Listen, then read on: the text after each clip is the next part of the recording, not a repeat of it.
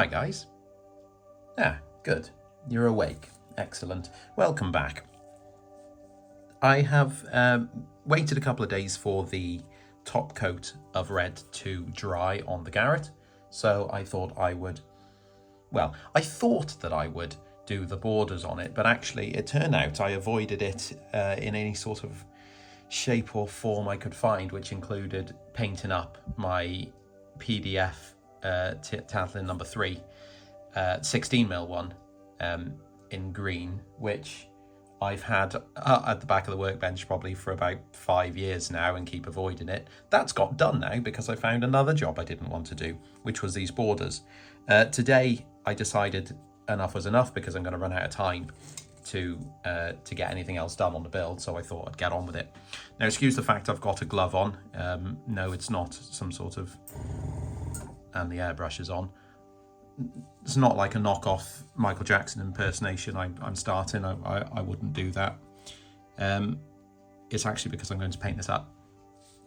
Now, as you can see, I've spent about three years, has it been? Yeah, 3 years masking up the body and the two power units as well. Just quickly, well, I say quickly, 3 years is a long time, isn't it? You know, if you're like a type of moth that only lasts for like a couple of days, then you know it might seem like you know, a life goal to get to 3. Anyway, I've masked these off, and the idea is I'm going to spray the black on before I put the lining on, just to cover up, because there is a lot of black on this build. This was fiddly, and as you can see, there's a lot of different parts, so I'm really hoping sort of look around and make sure, you know, like I can't see any red through any of the parts, because if I can see it, then the black spray can see it as well, which is not good. You'll also notice it's still gloss under there because I haven't put it will obviously be a finish of satin varnish at the end of the build, but for now, there's the airbrush. It makes sense to keep it gloss just because it helps applying the decals and things like that. So what I'm going to do is I'll move the camera over. Well, you can't see that because that's another build. That's what you can't see that yet. That's a surprise. Oh, and I need to do the roof as well. I'm going to spray it with rattle can black first to get the overall cover in, and then I'm going to go black in with my traditional black, the black primer that I use. Yeah, okay. Come with me then. Come on, off you pop over here. Rupert's here again. Rupert. Yep, he knows his name, which is good. Right, I'll fix you in there.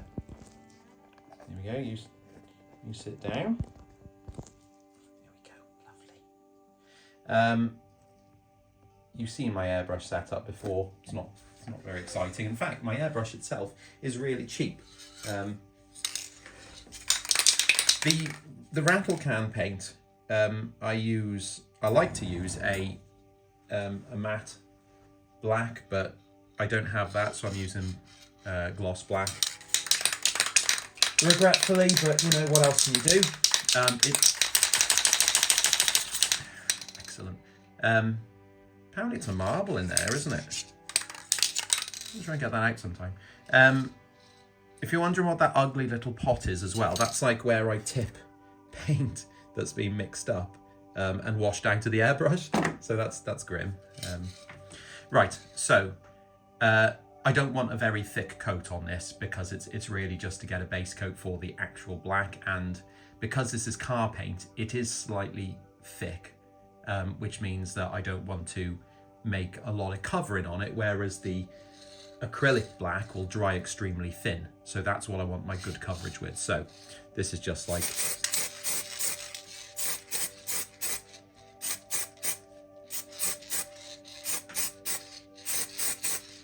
I will also say that I meant to have the... I'm going to put it on anyway because it stinks, but the extractor on in the spray booth. I kept it off just because I thought it would be easier than you listening to it, but actually I care more about my lungs than if you can hear me. which I think is right. That's okay. So again, it's quite easy to get this stuff to run, so just a good covering. It is a model with an awful lot of corners on it, unfortunately, so you know, in one respect it's really good because it's got a lot of detail, but at the same time it's a pain in the bum to actually paint up. I'm not even thinking about the mask in itself because I think that's probably going to be the thing that sends me to my grave. Okay, so that's like, you can see it's very glossy. Obviously it's wet, but it's also glossy gloss. I'll just pop that to the side.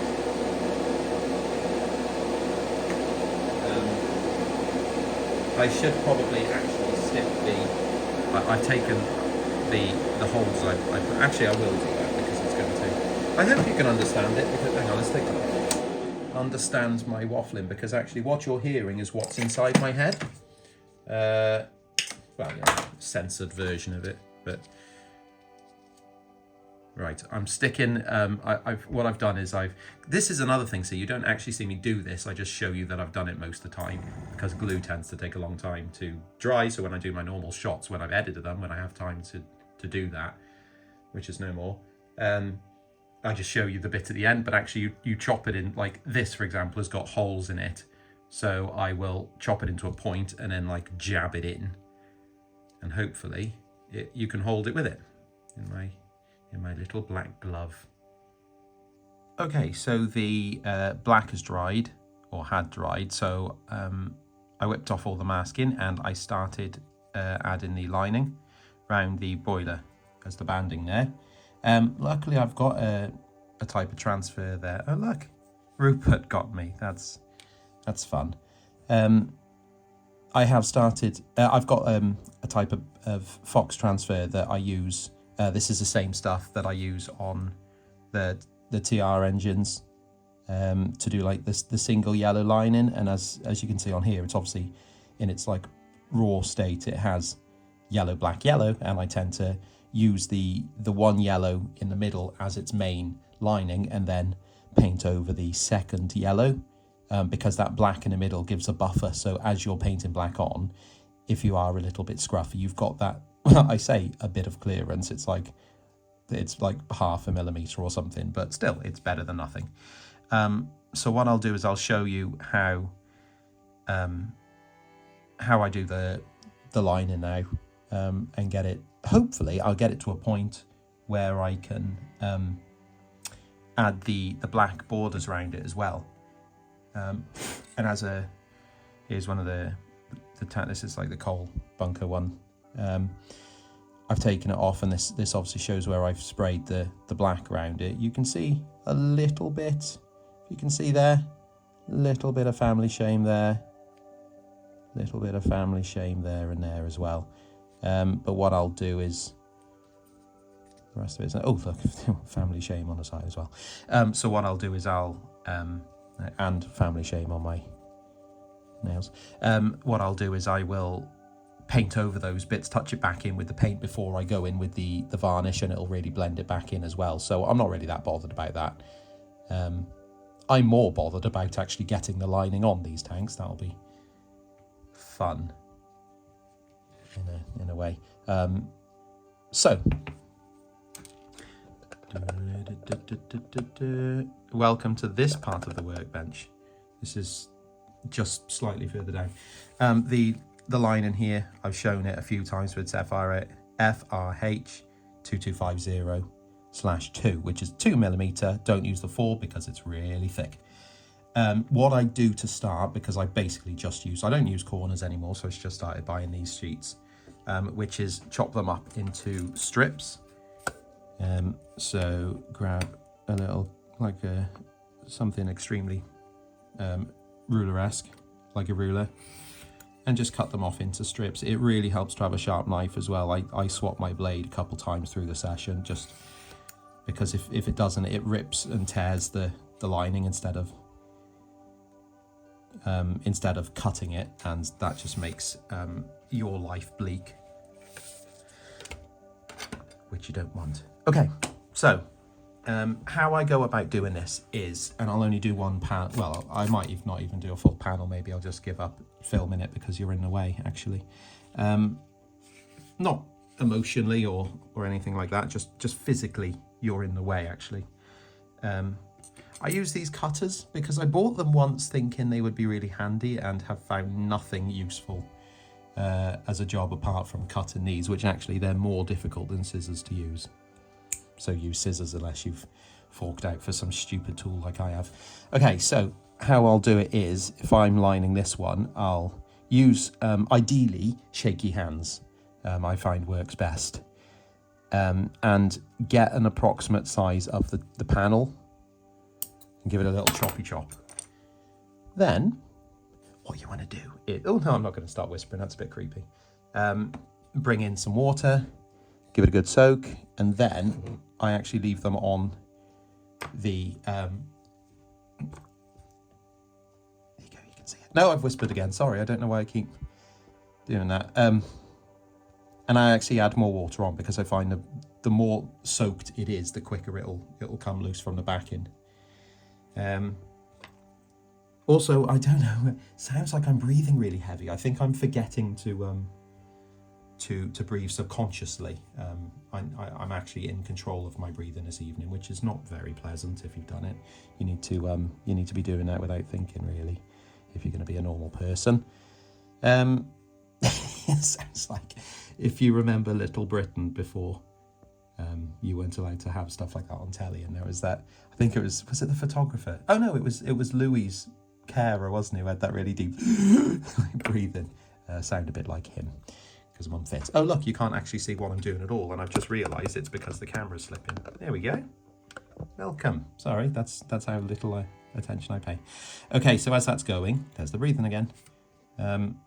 Get that stuck in there first, and when you get it back out, you can carry on. So they say you shouldn't work with animals or kids or Beyer-garratts live because things go wrong. Okay, there we go.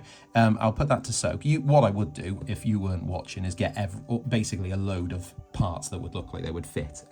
Then I would forget which one I've got for each one and then eventually have to not use some of them. Right, that's ready to go now. So, oh look, that's fun. There's a cut in it, so I won't show you that bit. I'll do the top bit when that's ready. Whilst that's going, I'll also show you the other part in the arsenal here, which is decal fix. Ignore any little chips or cuts on the hands. That's, like I said, that's Rupert being somewhat of a good boy. He's a killer. He's very friendly. He's very good with the kids. But my God, when he's got that red mist comes over him, whoa, I wouldn't want to be a pheasant when he's older because he's going to get them. Maybe it'll save on buying turkeys next Christmas. I'll just get Rupert to fetch one. Right, decal fix. What I'll do is I'll put it over the part that I'm going to add just like that. You can obviously finish that sentence yourself because I didn't. Pick it off with my thingies that you know the name of all these. Drop it on there. Now remember the beauty of these, because they're water slide, is that you can slide them on water or decal fix. Which means until you get them in the right position, because like that's on the wonk at the moment, isn't it? You can see that. So I can keep adjusting it with something that isn't sharp until it's sitting nice and parallel. Which it isn't because it's curling at the moment, but that's probably because I'm holding it up at an angle to show you. Something like that. Then I will go round and I will do all the corners until you're left with something like this. See, that's all the straights on. And then what I'll do is I'll paint the corners on because, as you've probably seen in my other videos, yes, you can get corner parts, but actually, one, they're a bit of a faff to use, and two, they're too big of a radius for these sort of tiny little narrowgauge engines. So what I do is I paint them on like this. All right, it looks rubbish, but in a minute, I'm going to start painting the black. Oh, I'll just do it now. I'll just do it now. I'll get some black paint. That's the paint, by the way. That's not like, yep, that's not, that's paint. I'll get paint on the brush, obviously, where else? And then you very carefully then start to fill it in. Now the corners, again, ideal if you've got, there you go. So I'm going to fill it in and then work around it. And then what you'll be left with, I can't see, I'm going to show you sort of what I'm doing, and then I'll actually do it myself because I can't see from here how well I'm doing it. And just work your way down the other, like the second outside. I can't do it with you watching, so I'll just show what I've done, if it will. You can see that it started to fill in the outside and cover that second yellow line up, which will, when it's dry, be flat and leave you with just one single line. My yellow is actually not very close to the yellow of the lining that I use on the corners, so when the weathering's on and the varnish is on and things like that, it will really blend. Like, you can't see it on my other engines, so hopefully you won't see it on this. I'm going to now spend all night doing this, and then I'll show you the finished product, and we can be happy with my efforts and lack of sleep. So right, hang on. Well, with the borders on, and the if you've noticed, the chassis I've painted up as well, which was a little bit fiddly because I actually undid everything that I did on the chassis just back to their raw form and sprayed it all black first. I think it's definitely helped with the look though. But as you can see, the lining's done and it's looking, I just get one of them off, it's looking really good actually. The stepping on the side, on the front is very noticeable, but I think maybe once it's weathered and sprayed with satin varnish, it should calm that down a little bit. I really like it actually. The colour will change as well, obviously, when it's got its varnish and weathered, but yeah, it's looking good. I like it. I like the garratt. So much that I've decided after finishing this lining that the original plan was, yeah, all right, I was going to build a garratt, then I was going to sell the garratt because I have no room. It won't physically run on Mount Gwernol because it's too fat. Wide. It's too wide.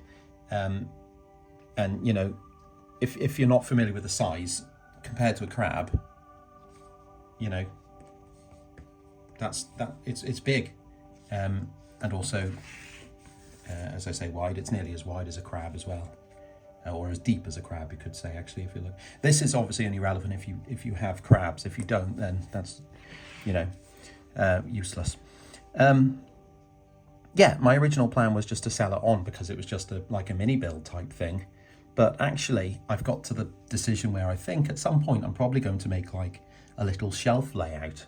Now I'm looking around the room trying to find like a corner where I can make a bit of the Aberglass and Pass or something just to run it through. But I don't know, we'll see what happens with that. Next time, I think I'm gonna try and get to the end, which there's a few bits to do. The cab is completely still in its raw form, so I've got all that to do. Got all the piping and things. I've got the details like coal and figures to paint up. I've got the plates to put on and paint up, not in that order. And then weather it, obviously, so there's still quite a lot to do. But we're getting there, and I think now the lining's done, it's really starting to look more like over the hump really for it, if you want to use that expression, which I don't like to. I don't like the hump day thing. People say hump day. I don't like that at all. So yeah, there you go. Looks good. Hope you think it's all right as well. I think actually, considering it's taken so many late nights, I'm happy with the work that's gone into it.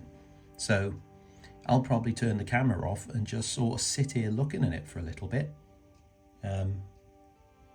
There is hoovering to do, but I do like the look of the garratt, so I'll probably just look at that instead. Cheers.